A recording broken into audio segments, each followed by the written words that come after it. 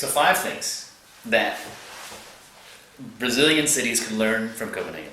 The first thing is that we need to think people first.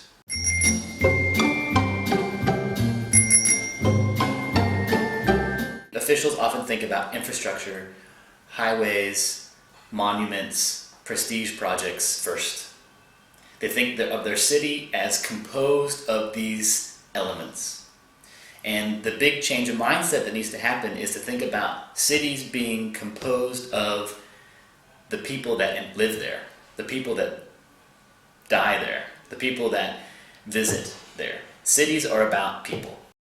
2 is that you have to collect info, listen to the city, collect data about how the city is used.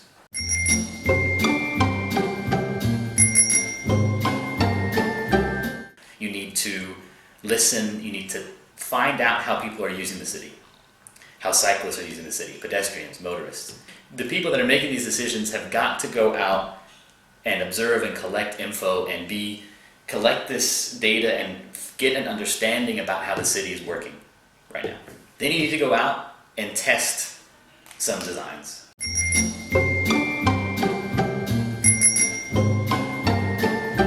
You have to test some things. You have to remove one parking space to put in bike parking. You need to take over one square to allow a cafe to come out. You need to take over a little bit of city with just a free bench or with some grass for people to sit in. You need to just test little things and see how people react to them.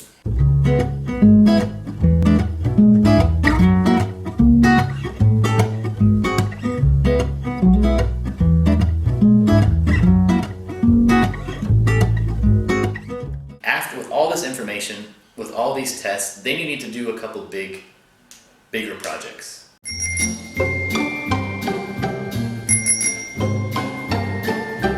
Again, that are based on people, that are thought of as improving the quality of life, that are based on the results of these tests. So you need to do a couple big ones because realistically, big cities and big politicians, they need bigger projects. But they can be, of all different types. They don't need to be monuments.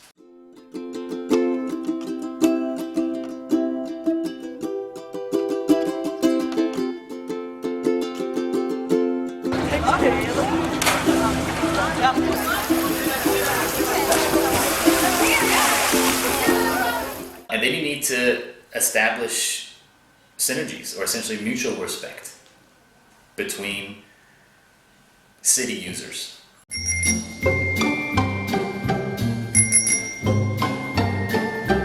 And you do that by balancing the importance that you give to different types of modes of transportation, for example. You need to create dignified invitations for people to walk.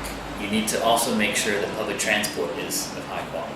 You need to make sure that public spaces are safe and are of high quality. And so people they're not fighting amongst each other. It's not about pedestrians saying, I hate cyclists, or cyclists saying, I hate motorists. Because it should be a mutual understanding of, hey, everyone needs some space in the city, but let's try to balance it out. Let's make sure that there's invitations to all those different modes, invitations to rich and poor, and to young and old, and to male and female, and that these things could coexist. There doesn't need to be an idea of ignoring differences or becoming all the same. It's about things that are different coexisting. Establishing that respect is probably the most difficult thing of the culture, but that is what the final step, that's step 5 of after you've done these other things, you hopefully can achieve that type of city culture.